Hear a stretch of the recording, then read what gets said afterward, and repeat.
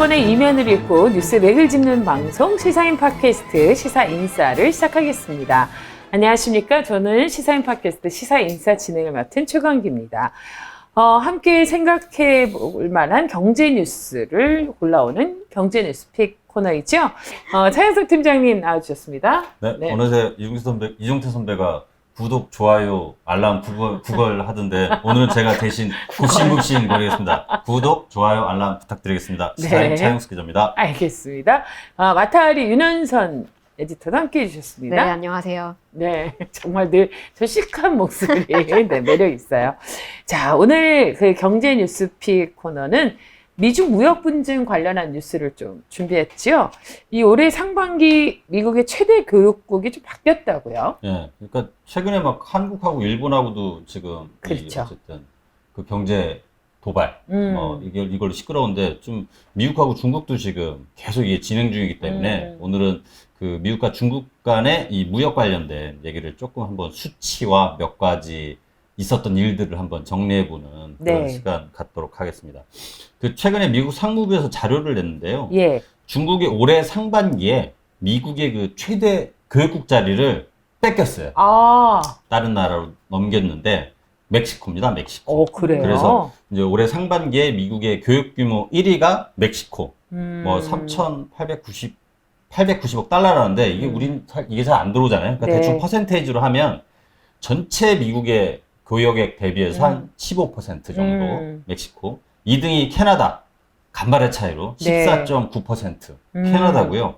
중국이 13.2%로 3위 이렇게 되는데 그래서 지금 중국하고 미국 사이에 올해 상반기 수출입 규모가 한 2,710억 달러 이 정도 되는데 작년에는 한 3,100억 달러 정도였대요. 차이가 많이 나네요. 14% 감소한 거고 어쨌든 수입 수출 그러니까 중국산 제품의 수입도 떨어지고 중국 시장으로 가는 미국산 제품 수출도 떨어지고 대략 한 마이너스 12.4 그리고 그러니까 미국산 수출은 마이너스 19% 정도로 떨어진 거죠. 그러니까 현실적으로 피부에 느낄 정도로 감소했다 이렇게 보면 될 수 있을 것 같은데 그렇죠.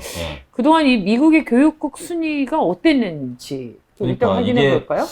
좀 그전하고 좀 약간 비교를 해보면 이게 이제 좀 확 분위기가 좀 달라진 거를 좀 알 수 있을 텐데 원래는 2000년대 들어서는 캐나다, 멕시코 순이었대요. 이 교역 파트너 비중이 그 전에는. 근데 이제 중국이 2005년도에 이 멕시코를 제쳐요. 그리고 2015년에는 캐나다를 넘어서면서 1위로 올라섰는데 그리고 나서는 지금 2015년에서 2018년까지는 중국이 이제 미국하고 제일 1교역국이었어요. 그렇군요. 근데 지금 이번에 보면 결과가 지금 3등으로 이렇게 쪼그라든 거잖아요. 그러니까 아무래도 그 서로 이제 무역 보복하면서 관세 높이고 막 그러면서 결국에는 교역이 이렇게 위축된 걸로 그렇게 나타났고 이 어쨌든 둘 간의 무역이 줄어들면서 최대 수혜국은 베트남.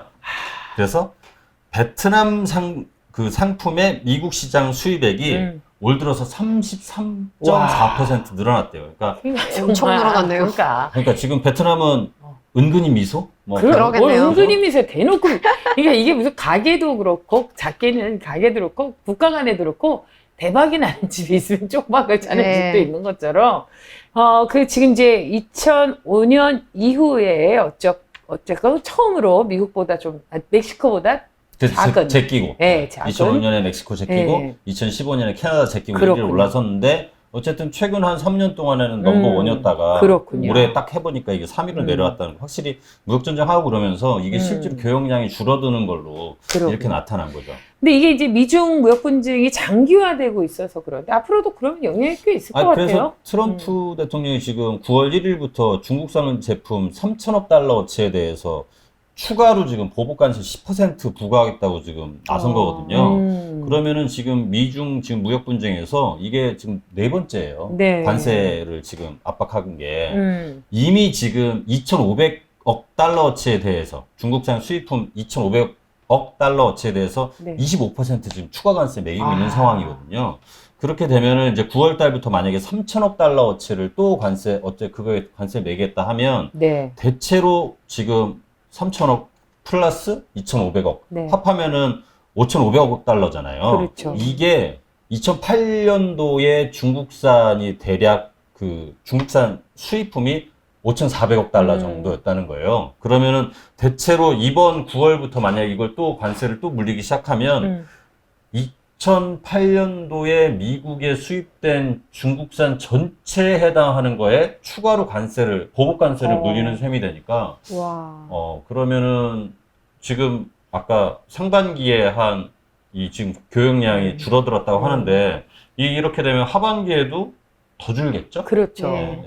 이게 미중 간의 무역 분쟁에 이어서, 그러니까 이제 관세로 폭탄을 맞고 있는 건데, 그렇죠. 이어서 이제 환율까지도 무슨 영향을 지금 받고 있다라는 얘기가 그래서 있어요. 지금 네. 환율 막 저번에 지금 뉴스 많이 나왔었는데 포치 현상이 맞아요. 발생했다. 작년에 포치. 뉴스, 지난주에 뉴스에서 진짜 많이 나왔어요. 그래요. 포치. 그러니까 이게 또 옛날 이 시사회 경제 용어들은 이렇게 막 갑자기 그러니까요. 느닷없이 나타나는데 포치 네. 사실 이게 한자로 쓰면은 우리가 한자를 잘 못 읽어서 네. 제가 한자를 잘 못 읽어서 그렇지 이게 파예요, 파. 그 무슨 깨트린다 할 때 네. 파. 그다음 무너질 파 이런 뜻이거든요.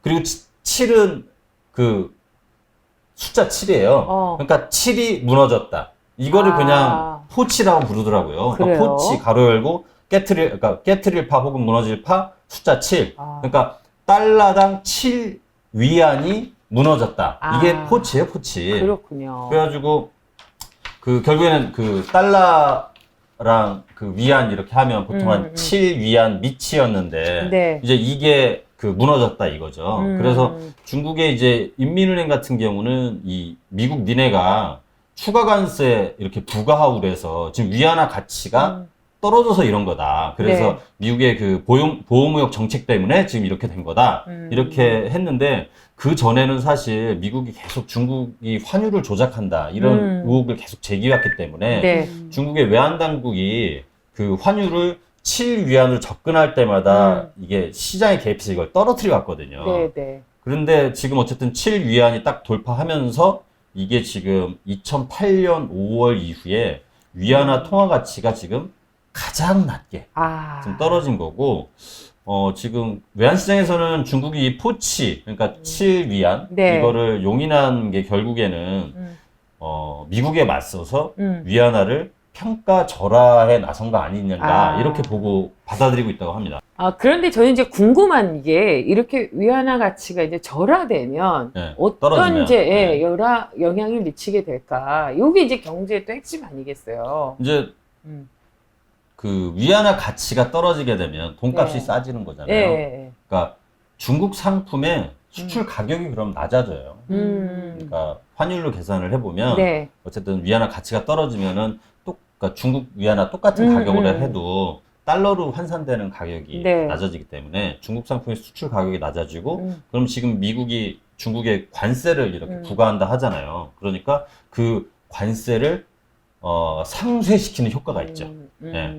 그래서 일단은 그 위안화 가치가 떨어지면은 그러니까 중국에서 미국으로 수출되는, 그러니까 미국에서 거래되는 중국 상품의 가격이 떨어지는 효과가 있죠. 네. 근데 이제 이렇게 되면은 뭐 수출에서는 좀 본인들한테는 중국에는 유리한 효과가 있지만 외국 자본이 좀 빠져나갈 위험이 커지거든요. 그렇겠네요. 실제로 2015년도에 그때 중국이 이제 그 중국 경기가 막 경착륙할 거라는 우려도 좀 있었고 그때 위안화 가치가 확 빠진 적이 있었어요. 네. 이때 자금 유출이 중국에서의 그 투자된 이 자금들이 엄청나게 이렇게 유출되면서 주가가 엄청 떨어진 적이 있었거든요. 그래서 지금 이게 동전의 양면 같은 건데 그렇군요. 그래서 어쨌든 지금 중국의 이 포치를 시장에서 되게 좀 중요하게 좀 보는 이유 중에 하나가 어쨌든 위안화 가치가 떨어지게 되면 그런 적이 있었기 때문에 그래서 중요한 지표로 삼고 있습니다. 그렇군요.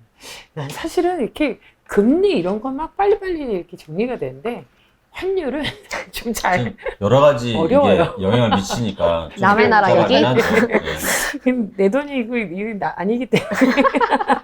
근데 어쨌든 이제 환율을 두고 이게 미국과 중국의 경제 전쟁이 좀 격화되고 있다 이렇게 봐야 될 것 같아요. 그렇죠. 그래서 지금 중국 같은 경우가 미국산 전체 수입품이 한 1,200억 달러 정도 네. 된다고 하는데 네. 여기에 대해서 지금 관세 보복은 이미 단행한 상태고 남은 뭐 반격할 카드로 뭐 위안화 가치를 떨어뜨리지 않겠냐 뭐 이런 거를 좀 꼽혀왔었거든요. 네. 조치로. 그래서 지금 중국 당국이 좀 약간 위안화 방어를 포기하면서 이런 방식으로 미국에 맞대응하는 거 아니냐 이런 분석도 나오는데 이 포치 현상 나타나고 나서 미국이 중국을 환율 조작국으로 지정했잖아요. 그러니까 결국에는 수출을 유리하게 하려고 시장에 개입해서 자국의 통화 가치를 일부러 떨어뜨리는 나라다 니네는 이런 건데 미국이 뭐 중국을 환율 조작국으로 지정한 게 클린턴 행정부 때 네. 1994년 이후에 25년 만에 일이거든요.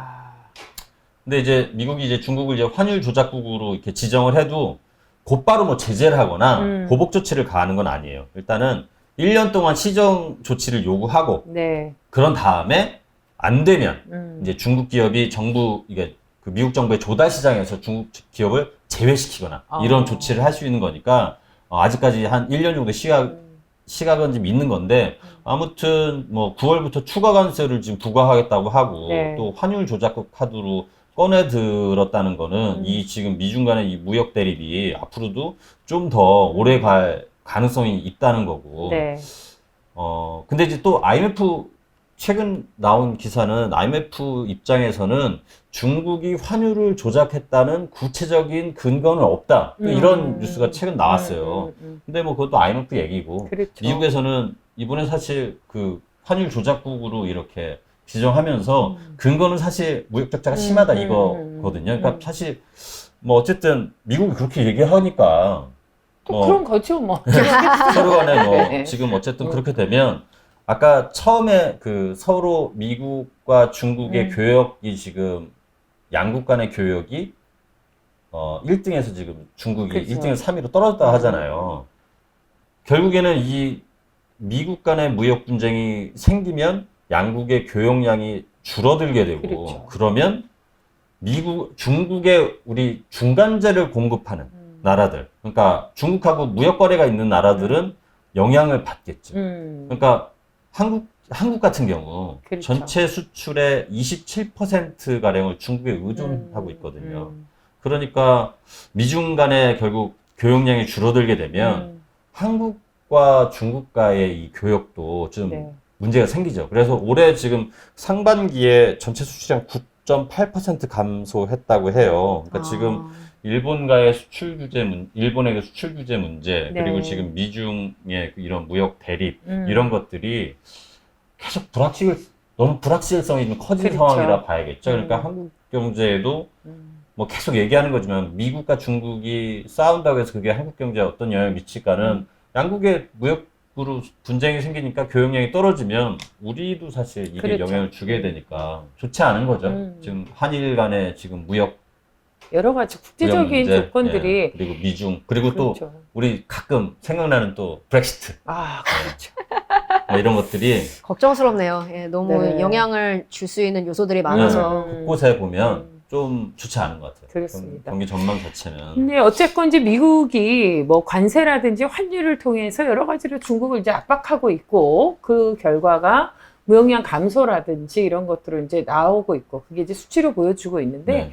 사실 이제 우리가 걱정하는 것은 미중 당사자 간의 문제가 아니라 이게 국제 경제라는 게 다 연결되어 있어서 이게 그렇죠. 글로벌 경제가 하나로 이제 거의 통합이 되다시피 하니까 그 각 나라의 어떤 갈등이 다른 나라에도 연쇄적으로 영향을 미쳐서 그게 좀 이제 우려스러운 점이 아닌가 이런 생각을 해봅니다. 그러니까 참 이게 국내의 이슈 말고 해외 이슈들이 우리 경제, 한국 경제에 이렇게 영향을 미치니까 요즘은 참 이 국제 경제나 그러니까요. 이런 것들을 봐야지 네. 국내 경제 이런 것도 그렇죠. 요즘 막 하여간에 그렇죠. 이 불확실성이 워낙 커지다 보니까 뭐 그냥 되게 연결되어 있는 기사들 많잖아요. 그렇죠. 금값.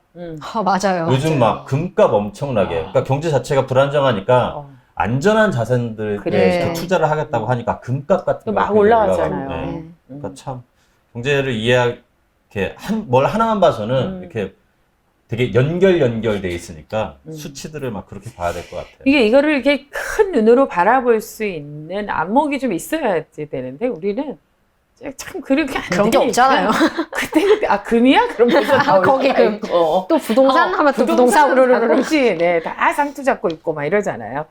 어쨌건 이렇게 국제 경제에 이르기까지 다양한 경제 뉴스 하나하나 눈여겨볼 수 있고 꼭꼭 짚어드리는 시사인싸 여러분과 함께 하시면서요. 이 경제에 대한 여러 가지 생각들, 개념들 이런 것들을 좀 넓혀 나가시면 좋을 것 같습니다. 미중 간의 그 경제 어떤 무역 전쟁, 또 이 끝은 어떻게 될지 한번 관심 있게 집중해서 봐야 될 것 같습니다. 두 번째 뉴스로 좀 가봐야 될 것 같은데요. 이분 또 나왔네. 여기까지만 했는데 누구 네, 뉴스인지 알 것 그렇죠. 같아요. 네. 추징금 안 내고 버티는 전두환이라는 이제 키워드를 들고 왔어요. 네. 두 번째 소식, 뭐, 이분 이야기만 나와도 사실 이렇게 좀 아드레날린이 막. 네, 올라가신 분들이 있을 텐데, 추징금을 안 내고 버티는 전두환 씨. 아니 이게 지금 예. 네, 이게 지금 최근 그 한겨레 토요판에서 이렇게 길게 보도한 내용인데 네. 내용을 보고서 이런 뉴스는 좀 널리 알려야겠다. 네. 그래서 약간 뉴스를 좀 골라봤는데 네. 대충 우리가 전두환 씨라고 하죠. 네. 그냥 전두환 씨가 추징금을 안 내고 버티고 있다. 이렇게까지는 알고 있는데 이 과정이나 이게 어떻게 됐는지는 좀 약간 워낙 또 옛날 일로 그렇죠. 막 거슬러 올라가고 복잡하잖아요. 그러니까 굉장히 잘 정리했더라고요. 그리고 새롭게 알게 된 내용도 많았고 그래서 그 골자를 약간 좀 정리를 먼저 하고 그다음 이렇게 네, 좋습니다. 거슬러서 설명을 한번 해볼게요. 네. 더불어민주당 송기현 의원실 자료에 따르면 전두환 씨에 대한 추징금이 총 2,205억 원이에요. 근데 2019년 8월 5일을 기준으로 해서 이중 미납한 추징액이 네. 1,021억. 그걸 안 냈어요. 그러니까 전체 추징금에서 46.3%를 안 냈거든요. 그래도 그러니까 반 내긴 내고. 냈네요. 그게 또 이제 스토리가 있어요. 아, 보면은 예. 이게. 근데 지금 이제 전두환 씨 측에서는 지금 이제 연희동 집을 비롯해서 남은 재산을 좀 지키려고 그렇죠. 이 전방위적으로 좀 법적 다툼을 좀 벌이고 있는 거예요. 그렇군요. 예, 예. 이게 사실은 이제 아까 뭐 내긴 냈네요 뭐 이런 게 하지만 이게 굉장히 역사적으로 거슬러 올라가야 되는데 이게 아마 1988년쯤으로 이제 그쵸. 시작될 것 같아요. 이제 네. 그 1988년도 11월 23일 날 그때 그 전두환 씨가 그 텔레비전 생중계로 골목성명 그랬죠. 기억나세요? 이거 몰라요? 윤원선 씨는? 이때는 제가 태어난 지 8개월 됐겠네요. 그래요? 예. 또 이렇게 밝혀지는 윤원선의 우리는 왜 이게 기억이 나죠? 나는 이때 대학을 다녔고 아, 정말요? 어머나. 저 사회자님 눈도 못 쳐다보겠네요. 저는 88년 고딩 그래요. 네, 고딩. 우리가 이제 다 네. 오늘 이렇게 고백하면 안 우리 되는데 월드컵 직관 세대예요. 그래요. 월드컵 88 올림픽 월드컵 직관 세대. 그렇군요. 네. 그때 네. 제가 서울에 있는 고등학교 다녔는데 그 88 올림픽 때 표를 학생들한테 뿜빠이가 아니고 분배해서 팔았어요. 가령 이제 비인기 옛날 동원이 엄청 많았죠. 그죠, 옛날에 올림픽 그렇죠. 경기 실제로 옛날에는 봤다고요? 직관 실제로 가서 봤다고요? 그리고 옛날에는 학생들이 그게 그냥 1988년에 늘 고등학생이었다니까. 네. 고등학생 반말하면 안 되지. 그래요? 고등학생이었어요. 네. 근데 방송 그때 그만하고 그래가지고 싶네요. 정말 세대 차이가 너무 나서. 서울의 고등학교 같은 경우는 그때 비인기 종목들은 꽉 안 찰까봐 각 학교별로 그렇지, 그럴 수 이 있죠. 표를 할당해가지고 그래요. 그래서 우리 같은 경우는 그때 체조하고 와, 권투 이런 종목 그 역사적인 순간을. 그러니까 팔았는데 나는 버텼죠. 내가 별로 스포츠 좋아하지도 않는데 저걸 그러니까 인기 종목은 파는 게 아니고 그렇죠. 비인기 종목 그거 채우려고 그래가지고 사람 채우려고 안 사겠다고 그랬더니 또 우리 그때 담임선생님 되게 좋은 분이었어요. 그래가지고 그래 가기 싫으면 안 사도 된다. 그래가지고 그때 안 봤는데 근데 갔다 온 애들이 그때 체조를 보고서 너무 재밌게 보고 왔다고. 아름답죠. 네, 그러니까 생전 사실 체조 경기를 진짜 듣기만 해도 그런 적이 재밌었을 것 없으니까. 같은데. 네, 근데 저는 안 갔어요 그때. 아무튼 참 그리하여 그때 당시에 연희동 집 앞에서 이 자기의 측근들을 이렇게 딱 세우고서 코트 이렇게 딱 입고서 그래요. 성명서를 뒤에 그래서 남겼다. 골목 설명이라고 부르는 붙여서 거군요. 있고 그래가지고 막 이랬었죠. 연희동 골목 성명을 발표해요. 근데 이제 그때 왜 그랬냐면 1988년 4월 총선에서 여소야대 정국이 형성되면서 이제 50비리 이 50비리에 대한 그 야당들이 계속 문제 제기를 하고 막 언론 보도가 많이 따랐어요. 그래가지고 자기 측근들 뒤에다 이렇게 병풍처럼 세워두고서 카메라 앞에 전두환 씨가 딱 쓴 거예요. 그래서 그때 뭐라고 했냐면 자기 재산은 연희동 집하고 콘도, 골프 회원권 합해서 대략 한 23억 원을 자기 재산으로 갖고 있고 그러면서 대통령직에 있으면서 축제했다고 단죄를 받는 이 사람이 더 이상 재산에 무슨 미련이 있겠습니까? 그러면서 말투 흉내도 안 되네. 이 재산은 정부가 국민에 따라 그 처리해 주길 바란다고 얘기를 했어요. 공물목 성명에서. 그리고 그 여당 총재로 아마 이때도 민정당이었죠. 3당 합당 전이니까 민정당이 그 사용하다 남은 돈이 139억 원을 잘 관리를 해왔는데 이 돈도 그 한국의 정치 발전을 위해서 국가가 관리해주기 바란다. 네. 이렇게 이제 골목 성명을 발표했던 거예요.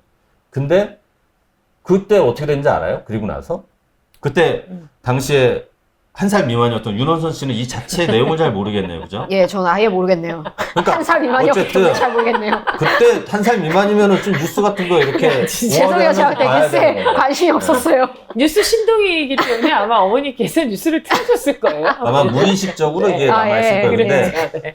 약속을 이제 지키지 않았어요. 근데 어떻게 했냐면, 그러니까 139억 원, 그러니까 당에서 이렇게 관리했다는 139억 원은 1989년 4월에 국고로 들어갔어요. 그런데 자기 재산이라고 했던 23억 원 내놓는다고 했잖아요. 이거를 그냥 어떻게 됐냐면 원래는 이게 국유재산법상 개인이 개인 재산을 헌납한다 하면 이 헌납자가 관련 서류를 작성해서 제출해야 되는데 우리의 이 과거 대통령을 했던 전두환 씨는 헌납 의사는 이렇게 얘기했잖아요. 근데 후속 조처를 취하지 않아. 할 생각이 없었던 거죠. 말만 하고. 말은 말일 뿐이야. 네, 맞아요. 말만 네. 하고. 그래가지고 그냥 국고기속이 불가능했다는 게 당시 정부 쪽 설명이었대요. 그렇군요. 이상하네요. 그러니까 말은 그렇게 해놓고 그 골목 성명에서 약속 다 해놓고 23억 원 그렇게 해놓고 나서는 그냥 어쨌든 당에서 당의 139억 원만 그 국고로 들어가고 23억 원은 거짓말한 거죠. 결국에는. 그러니까 이게 이제 그 이후에 사실 전두환 씨 이 불법 자금이 또 흐지부지 됐어요. 그랬다가 한 90년대 중반, 95년인가 이때 또 좀 이렇게 약간 그 5.18 특별법 그때 본격적으로 또 YS 조사가 됐죠. YS 정부 때인가요? 네, 그렇죠. 그죠? 네. YS 정부 때죠. 그때 이제 그러면서 1995년 11월 30일 그때 12.12 및 5.18 특별수사본부가 구성이 됐어요. 이때는 네. 원소 씨는 몇 살이었어요? 저 초1이요. 아, 그럼 그 내용은 다 알겠네요. 그죠? 이때도 제가 뉴스를 못 봤네요. 죄송합니다. 아, 그러신가요? 친구들이랑 그때도 놀러 듣고 다니느라. 있었겠지. 네.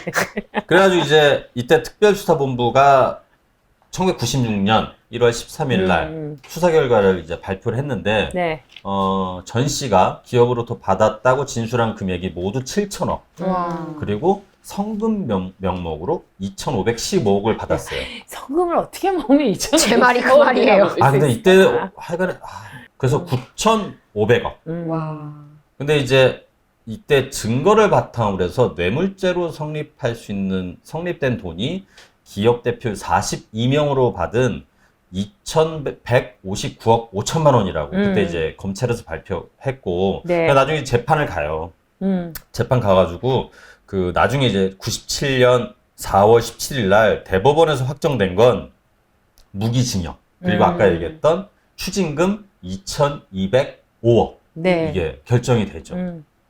그러니까 이때부터 이제 그 전두환 씨가 추징금을 납부해야 할 법적인 의무가 이때부터 이제 1997년 네. 4월 17일 대법원에서 확정 판결을 이때 하죠. 그래가지고 이제 나중에 이제 결국에는 감옥 가고 뭐 복역하고 나서 그때 이제 97년 12월 22일에 특별 사면으로 풀어줘요. 전두환 씨. 이건 다 알잖아요. 네. 그죠? 그렇죠. 근데 이제 어쨌든 그래도 추징금 2,205억 원은 내야 돼요. 네. 내야 되는데 이때부터 전두환 씨가 이 추징금에 관련해서 미적 돈을 안 안 내려고. 버티고 있다가 처음에 97년에 이제 확정 판결 되고 나서 검찰이 한 그때 312억 정도를 찾아내서 이걸 추징을 했는데 이게 좀 지지부진했어요. 그러니까요. 그러다가 박근혜 정부 때 이제 이 추징금을 이제 받아내는 게 좀 이제 속도가 좀 붙기 시작했는데 맞아요. 2013년도 6월 달에 이 전두환 그 추징법이라는 게 그 통과가 돼요. 국회에서. 이게 뭐냐면 그 추징금 집행 시효를 일단 10년으로 연장을 네. 하고 그다음에 그리고 제3자의 재산도 추징이 가능하도록. 그러니까 아. 이게 전두환 본인 명의로 돼 있는 거 말고 가족이나 재산자로 돈을 빼돌린 거 있잖아요. 이것도 추징이 가능하도록 전두환 추징법이라는 게 통과가 되고 네, 요거는 진짜 박근혜 전 대통령이 한 일이 딱 마음에 들어요. 딱 마음에 들어요. 제 기억에 근데 이거 할 때 조금 이 전두환 추징금을 받기 위한 거는 사실 굉장히 많은 사람이 그렇죠. 찬성했잖아요. 이때 저 어렴풋이 박근혜 대통령 인기가 별로 안 좋을 때였어요. 그래서 전두환을 치면서 좀 뭔가 인기를 좀 올리려고 상승 효과를 한다. 뭐 노린다. 그런 얘기도 좀 있었거든요. 그때 제 기억에 약간 그렇죠. 그런데 이거 어머. 틀렸을 수도 있어요. 이게 뭐 어쨌든. 근데 어쨌든 제 그런 느낌이 있었는데 그래서 검찰에서도 전두환 미납 추징금 특별 환수팀을 구성해가지고 전시 일가를 막 압박하죠. 네. 그러면서 이제 연희동 집의 본체 압수수색도 이때 처음으로 이루어지고 그래서 그때 2013년 9월에 그 전재국 씨가 아들 전두환의 네. 아들이 그 자진납부 계획서를 제출해요. 네. 근데 이제 보면은 전두환 씨 집 그 본체는 이순자 씨 명의로 돼 있었거든요. 그래서 그 전에는 그러니까 전두환 추징법이 통과되기 전에는 네. 추징 대상에 포함된 적이 없는 거예요. 전두환 본인 명의가 아니기 아니라서. 그렇죠. 때문에. 네. 네. 그래서 법이 통과되면서 연희동 집도 그렇고 그리고 제3자 가족이나 제3자로 돼 있는 명의의 재산도 이제 이렇게 환수할 수 있는 근거가 그렇죠. 마련됐는데 그러면서 이제 전재국 씨가 돈을 이제 그럼 어떻게 자진 납부하겠다 이렇게 하기로 했어요. 네. 그래서 그 납부 목록에 연희동 집도 포함됐고 이제 그렇게 됐는데 그러니까 집도 어쨌든 내놓기로 한 거잖아요. 근데 사실 그 이후에 뭐 특별하게 약속을 지켜준 건 없잖아요. 그냥 계획서만 또 제출한 것 뿐이지. 그러면서 네. 그래도 이제 어쨌든 그 절반은 300억에서 네. 1000억까지는 온 거니까. 근데 여전히 뭐 이제 연희동 집을 지키기 위해서 뭐 소송도 소송을 하고 이제 있다는 소송에 거예요. 나선 거죠. 네. 이제 자진납 보통 우리가 자진납세 이런 얘기는 뭐 잘못하면은 야 자진납세 어쨌든 그렇죠. 자진납부하기로 했는데 지난해 말부터 이 연희동 집을 비롯해서 지금 이 전두환 씨 측에서 법적인 소송을 걸기 시작한 거예요. 사람들 정말 뻔뻔한 사람들이야. 그래서 지금 소송을 계속 걸고 있는데 가령 이제 검찰이 지금 97년 대법원 판결이 났다고 했고 2013년도에 9월에 전두환 씨 쪽에서 자진납부 계획서를 이렇게 했기 때문에 네. 집을 뭐 압류하거나 공매하는 방식으로 이 재산 환수를 진행하고 있고 네. 그 절차를 지금 한국자산관리공사에서 이렇게 위임받아 해서 지난해 12월 19일 날 연희동 집 공매를 지금 공고한 상태인데 이 집이 지금 본체, 별채 이렇게 두 개로 좀 나뉘어져 있는 거를 네. 그게 이제 그러니까 같은 울타리 안에 본체, 별채 이렇게 나눠져 있는데 이게 명의가 좀 약간 달랐었나 봐요. 그래서 별채의 그러니까 같은 담 안에 본체, 별채 이렇게 됐는데 별채 명의자는 그 셋째 아들 전재만 씨의 부인이 명의자인데 이거를 그 법원에다가 그 재판에 집행할 만한 이의 신청을 법원에 낸 거예요. 네. 그래서 법원 선고에 따라 지금 추징하고 있는데 이 별채에 대한 추징이 정당하지 않으니 이걸 지금 불허해달라 이렇게 해놓은 거예요. 좀 복잡해 보니까 이게요. 복잡합니다. 그러니까 일부러 그렇게 복잡하게 만들어서 그거야말로 진짜 그쵸. 재산권을 그러니까 지키기 위해서 그렇게 하는 본체는 거죠. 이순자 씨 명의였고 계속 별채는 전두환 씨 명의로 됐다가 전두환 씨의 이 별채가 강제 경매로 넘어가면서 처남 이창석 씨라고 있어요. 아마 네. 이창석 씨가 돌아가셨나? 하여간에 뭐 잠깐 제가 이거는 헷갈리는데 어쨌든 처남 명의로 넘어갔다가 이게 다시 그 셋째 며느리의 소유권으로 이전이 된 상태거든요. 네. 그러니까 이 셋째 며느리 이윤혜 씨 쪽은 이게 당시 낙찰된 별채 대금을 추징하고도 이번에 별채를 다시 추징하려는 게 이중집행이다. 이제 이렇게 하고서 얘기했고 그리고 본체 명의자인 이순자 씨도 지금 2월 달에 마찬가지에 신청 네. 이렇게 법원에다가 소송을 지금 걸고 있죠. 그렇군요. 그래가지고 지금 현재 현재 상황에서는 요 공매 처분 자체가 지금 약간 중단돼 있는 상태예요. 그래서 연희동 집 같은 경우가 입찰자한테 3월 달에 낙찰이 됐는데 낙찰이 이 절차가 지금 법원에서 어쨌든 이걸 중단시킨 상태이기 때문에 대금 납부도 좀 이루어지지 않은 상태고요.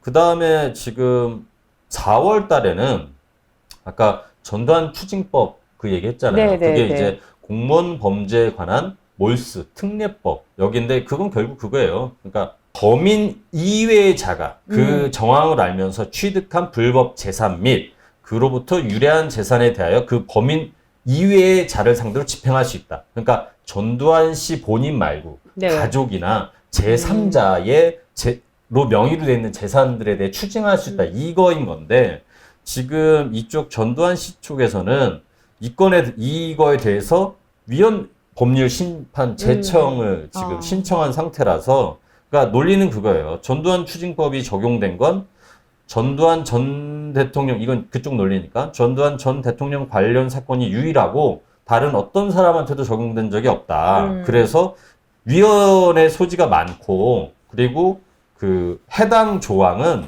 불법 재산을 알고 취득한 제3자에게만 추징할 수 있다고 돼 있기 때문에 그러면 그 제3자의 재산이 불법이거나 불법인 줄을 재산자 알고 취득했다는 점을 재판에서 확정하고서 이거를 진행해야 된다. 이런 논리인 거예요. 그러니까 이게 어쨌든 좀 복잡해. 아니, 그러니까 말을 쉽게 하면, 그러니까 왜 전두환만 딱 특정지어서 찍어서 이렇게 그 돈을 받으려고 하느냐. 그게 문제고, 남의 제3자 추징하는 것도 그 사람이 불법인지 몰랐다면 가져갈 수 없지 않냐. 이 얘기잖아요. 뭐 대충 그런 거죠. 얘기하면. 그러니까 그런 거예요. 근데 이제 지금 요건과 관련해서는 다른 재판, 전두환 씨와 관련된 다른 재판에서도 이게 문제가 돼서 지금 이게 위헌 심판이 지금 그 올라가 있는 상태예요. 이게 2014년에 좀 올라가 있어서 지금 헌재에 가 있는 상태였다고 해요. 아니, 그래서 근데 이게 지금 이제 이런 전두환 추징법의 위헌 여부를 가려달라는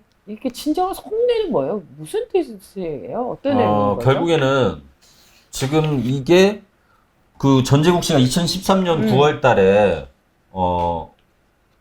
어쨌든 추징금 다 내겠다고 지금 네, 계획서를 낸 그렇죠. 거잖아요. 네. 결국에는 그거를 거부하겠다는 그냥 안 내겠다 이거 아니에요? 정리하면? 그렇죠. 그거예요. 네. 2013년도 9월 달하고는 태도가 달라진 거죠. 네, 그러니까 당시에 전재국 씨, 그러니까 전두환의 아들 전재국 씨가 하면서 그 자진납부 계획서 제출하면서 당국에 최대한 협조하겠다고 얘기를 했고, 그리고 환수 절차가 순조롭게 마무리되도록 최대한 협력하겠다고 했는데 지금 정작 지금 집과 관련된 거 지금 재판하면서는 위헌 이 여부를 다퉈달라 지금 이렇게 하는 거니까 이게 좀 쉽지 않은 거죠. 그래서 그렇죠. 현재 지금 검찰의 추징 집행 실적 보면 자진납부 계획 발표한 뒤에 1년 동안에는 한 500억 가량 추징을 했다고 해요. 그리고 근데 이제 2014년부터 최근까지는 매 이 집행률들이 좀 떨어져서 한 평균 매해 한 20억 정도 추가로 추징하는데 그쳤다 하고요. 그거는 전두환 씨 측에서 내놓은 그 매물, 그러니까 매각 규모가 큰 매물들 이게 지금 팔리지 않고 있거나 그 낙찰된 가격이 애초에 감정평가한 액보다 낮아서 추징 실적이 좀 더뎌진 거예요. 그렇죠. 그래서 또 부동산을 매각했다 하더라도 이게 또 사전에 근저당 미리 돼 있는 경우들이 있으니까 네. 그런 경우에 또 추징이 어려운 경우도 있고 지금 이제 그런 상태라고 합니다 지금. 근데 이게- 게다가 이 상태에서 헌재에다가 지금 위헌 심판 제청돼 있는 상황이니까 저쪽에서는 전두환 씨 측에서는 시간 끌기죠. 그냥. 그렇죠. 그리고 약간 순순히 이 추징에 응하지 않은 태도 자체가 그렇잖아요. 그렇죠. 그러니까요. 예. 근데 이제 보면 이제 80년 광주 이후에 5.18 민주항쟁 이후에 이제 군부가 장악을 하게 되고 전두환 정권이 이제 50을 12, 탄생시키면서 이제 그 신군부가 장악을 하게 되잖아요. 그러니까 우리 윤은선 씨가 이런 것들을 이렇게 어렸을 예. 때 뉴스를 통해서 예. 네, 부녀와 함께 이렇게 그렇죠. 공급받고 틀어넣어서. 있을 때. 근데 이제 보면 사실 이제 그 전두환과 노태우 이게 그 60 항쟁 이후 6.29 선언 이후에 이제 노태우 전 대통령이 이제 그 직선제국에 당선이 되는 거잖아요. 근데 쭉 보면 그래서 그 대법원 갈 때 그 예전에 그 사진이 있어요. 예. 재판 받는 게. 전두환과 노태우가 둘이, 나란히 네, 네네. 서서 그 사진 저 본 것 같아요. 그게 교과서에서. 드디어 이제 또 교과서에서. 교과서에서. 네. 그렇군요. 우리가 참 이런 데 같이 방송한다. 재밌네요. 어렵네요. 오늘. 그런데 이제 그래가지고 그때 노태우 대통령 후보 때 캐치프레이즈가 위대한 보통 사람의 시대. 그래요. 보통 사람 자기를 보통 사람이라고 칭하는. 예. 근데 그 두 사람은 참 성격도 그렇고 굉장히 다른 면이 있었던 것 같아요. 근데 이 추징금 관련해서도 역시 그런 모습을 보이고 있는 거잖아요, 지금. 그렇죠. 노태우 전 대통령은 다 냈다는 거 아니에요? 그죠? 네. 그래서 그때 노태우 씨 같은 경우는 2,628억 추징금을 16년 만에 완납했습니다. 예. 낼 수 있다는 거예요. 네. 그래요, 어떻게 맞아요. 할수 의지만 있는 있으면. 저쪽은 다 내, 그러니까요. 저쪽은 다 냈고 지금 전두환 씨 측 같은 경우는 아까 한 절반 조금 못 미치게 어쨌든 천억대를 지금 안 내고 있는 거죠. 네. 그래서 어쨌든 현재로 보면 97년에 대법원 확정 판결로 따지면은 22년 지금이잖아요. 걸린 거잖아요. 그리고 본인이 1988년도 골목길 연희동 성명 그때로 따지면은 그게 지금 31년 지난 건데. 그래요. 아유. 그리고 이제 근데 추징시효를 왜 그때 전두환 추징법 할 때 이 추징시효 10년 하기로 했잖아요. 그래서 추징금 중에 1원이라도 집행을 하면 그게 그때부터 다시 10년으로 늘어나요. 그러니까 뭐 이 시효는 큰 문제가 아니라고 그래요. 그러니까 시효 문제는 큰 문제가 아닌데 근데 이제 좀 문제가 되는 게 일단 전두환 씨 나이가 많잖아요. 그렇죠. 내가 그 얘기예요. 내가 제일 걱정하는 게 돌아가시면 그거예요. 어떻게 되는 그렇죠. 이게 좀 쉽지가 않아 보인다고 기사에서는 전하고 있더라고요. 그래서 만약에 이제 이게 약간 특례법이라 그때마다 약간 법리 검토해야 될 부분도 있고 이게 불법 재산에서 유래한 것인지 아닌지를 따져보는 또 그게 좀 필요한 그런 과정들이 있나 봐요. 그래서 법조계 측에서는 만약에 전두환 씨가 사망을 하게 되면 현실적으로 더 이상 추징 집행은 좀 어렵지 않을까 뭐 그런 아이고. 얘기도 나온다고 그래요. 그래서 참 일단 법적인 그 소송을 하면서 버티기에 들어가면서 이 문제는 어쨌든 계속 관심을 좀 기울여 봐야 되는데 어쨌든 작년 연말부터 소송을 좀 하겠다고 좀 나선 상황이기 때문에 저 돈 다 받아내야 되는데 그러게 그러니까 말이에요. 이게 정말 최소한의 양심을 갖고 있다면 이렇게 하면 안 되는데 사실 그게 의심스러운 게 지난번 광주 재판 때 가가지고 예. 왜 이래? 이런 기세를 보면 예. 장수하실 것 같긴 해요.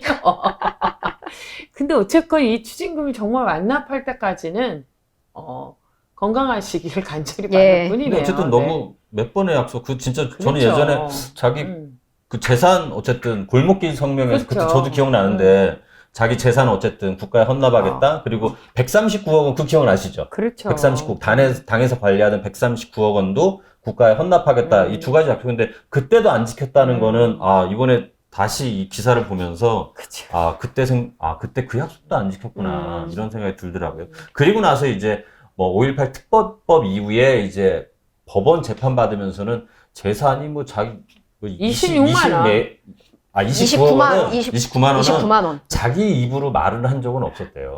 근데 아, 이제 그래요? 자기 입으로 내 재산 29만 원이 전부 다 이건 아니고 그 법원에 서류 낼 때 그걸 이제 적어낸 게 있었는데 그게 이제 뭐 투명하게 그때 이자 했다나 뭐 했다나 뭐 하여간에 근데 자기 입으로 얘기한 적은 없었다고 그러더라고요. 이번 기사에 보니까 그건 한번 그 한겨레 토요판에 자세하게 나왔더니 그 부분 박스 기사로 있던데 한번 근데 아무튼 자기 재산이 그뿐이 안 된다고 그렇게 법원에 써냈으면 그것도 얼마나 좀 얼척이 없어요. 그래요. 그런 29만 원 좀 있었으면 좋겠어. 그 정말 오병이어의 기적도 아니고 그 29만 원으로 수십 년을 그렇게 살 수 있는 힘. 참 남다른 능력이라는 생각이 들지 않을 수가 없어요. 아무튼 참 옛날에 좀 뻔뻔하게 대단하신 것 같아요. 이 무렵에 우리가 이제 학교 다닐 때 불렀던 노래가 있어요. 갑자기 그 노래가 막 생각이 나네요. 무슨 노래 불렀죠? 오공비리 대머리 속이고 노가리 막 이러면서 자동으로 자동으로 막 나오네요. 알지? 그래서 이렇게 세상은 그렇죠. 삐까번쩍 뭐 이러면서 거꾸로 돈다네, 그죠? 그렇죠. 그게 이렇게 가사 그다음 가사 뭔데? 제자리 찾아간다는 이거죠. 아, 그렇죠. 마지막에 제자리 제자리 찾아가야 돼요, 찾아간다네. 이것도. 이거였죠. 그 예전에 그런 일을 떠올리게 하는데요. 네. 속이고 노가리 그래서 구수하네요, 그렇죠. 노래가. 네, 김호철 씨 포장마차라는 노래인가요? 노래예요. 그러니까 어쩌면 이렇게 제자리를 찾아가기 위한 거는 그냥 되는 건 아무것도 없는 것 같아요. 이렇게 끝까지 누군가가 추적을 하고 이게 지금 어떻게 되고 있는지 확인하고 이런 노력들이 좀 필요하지 않나 이런 생각이 들고요. 아무튼 여기서 되게 어쨌든 숫자 1,000억이 넘어가면 경제에서 다뤄야 되잖아요. 그렇죠. 지금 현재 전두환 씨가 안 내는 미납 추징금 액수 다시 한번 알려드리겠습니다. 1,021억. 네. 1,021억. 꼭 다 내셨으면 좋겠어요. 네, 추징금 미납액 1,021억을 완납하실 때까지 건강하시기 바랍니다. 네, 시사인사 오늘 여기서 마치겠습니다. 고맙습니다. 고맙습니다. 고맙습니다.